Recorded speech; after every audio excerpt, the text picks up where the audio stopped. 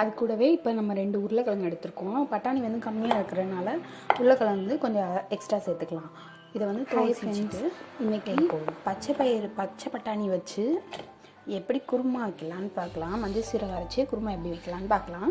நம்ம வந்து ரசத்துக்கு இல்லை காய்கறி இது என்ன குழம்பு வச்சாலும் சரி, அதுக்கு வந்து இந்த மாதிரி பேக் பண்ணி சாப்பிட்டா ரொம்ப நல்லாயிருக்கும்.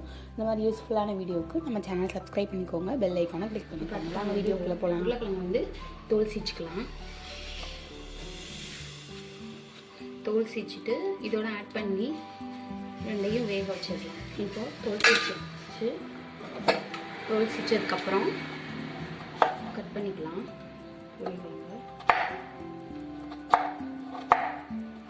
கொஞ்சம் குட்டி குட்டியாக கட் பண்ணாதான் வந்து டக்குன்னு வேகும். ஏன்னா பட்டாணி வந்து ஒரு விசில் தான் வைக்கணும், டக்குன்னு வெந்துடும் பட்டாணி வந்து. அது கூட நம்ம உருளைக்கிழங்கு சேர்க்குறதுனால கொஞ்சம் சின்ன பீஸாகவே கட் பண்ணிக்கலாம்.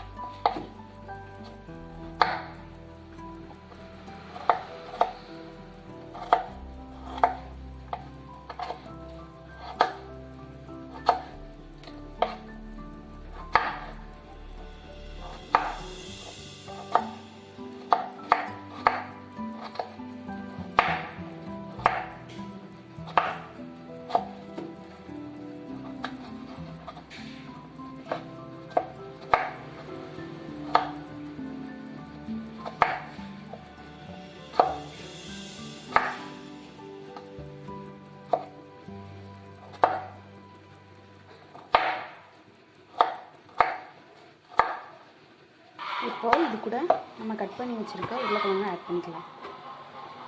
வேறு எதுவும் போட தேவையில்ல, இதை மட்டும் போட்டு தண்ணி வச்சு வேக விட்டுறலாம். ஒரு விசில் மட்டும் தான் வைக்கணும், ஏன்னா பட்டாணி ரொம்ப வெந்துச்சுன்னா குழஞ்சிரும். அதனால் ஒரு விசில் மட்டும் வச்சுட்டு ஸ்டவ் ஆஃப் பண்ணிடலாம். ஆஃப் பண்ணிட்டு கொஞ்சம் நேரம் இருக்கட்டும், அதுக்கப்புறம் நம்ம ஓப்பன் பண்ணிக்கலாம். நல்லா வெந்துருச்சு. இந்த கன்சிஸ்டன்சி இருந்தால் போதும். பட்டாணியும் வந்து குழையில, உருளைக்கிழங்கும் வெந்துருச்சு. இனி வந்து மசாலா அரைச்சி ஊற்றிட்டு ஸ்டவ் ஆன் பண்ணி ஒரு பேன் வச்சுக்கலாம். நம்ம வேக வச்சுருக்க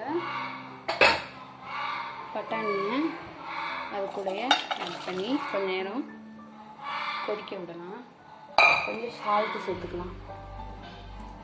கொஞ்சம் சால்ட்டு சேர்த்துட்டு அது கூட கொஞ்சோண்டு சீரகத்தூள் மட்டும் சேர்த்து கொதிக்க விடலாம். சீரகத்தூள் மட்டும் சேர்த்து அது நல்லா கொதிக்கட்டும். அதுக்குள்ளே நம்ம மசாலாக்கள் வந்து தேங்காய், வெள்ளைப்பூடு, வெங்காயம் ஆட் பண்ணிக்கலாம். இது கூட மஞ்சள் தூள் சேர்த்துக்கலாம். மஞ்சள் தூள் சேர்த்தாச்சு. சேர்த்து இதை ஃப்ரை பண்ணி எடுத்துக்கலாம். சீரகத்தூள் போட்டு அதை கொதிக்க அரைச்சி வச்சுருக்கேன் மசாலாவை சேர்த்தாச்சு. நல்லா கொதிக்கட்டும். அந்த தண்ணியெலாம் இல்லாமல் நல்லா கொதிச்சதுக்கப்புறம் போட்டு தாளிச்சு ஊற்று. இப்போ குழம்பு மிளகாத்தூள் நீங்கள் வந்து நல்லா கெட்டியாக இதாகி பொடி ஆயிடுச்சு. இதோட தாளிச்சு ஊற்றலாம். நம்ம ஒரு பேனில் வந்து வெங்காயத்துக்கு கூட மிளகாய் தாளிப்போம் அப்படின்னு சேர்த்துக்கலாம். சேர்த்துட்டு நல்லா வதங்கினாலும் அப்படியே ஊற்றி தாளிச்சு இதை வந்து இது கூட ஆட் பண்ணிக்கலாம்.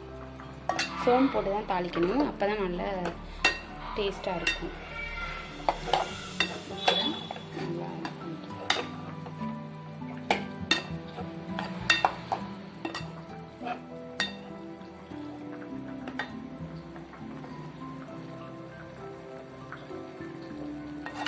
சுகமான பட்டாணி குருமா ரெடி ஆயிடுச்சு. ஆஃப் பண்ணிடலாம்.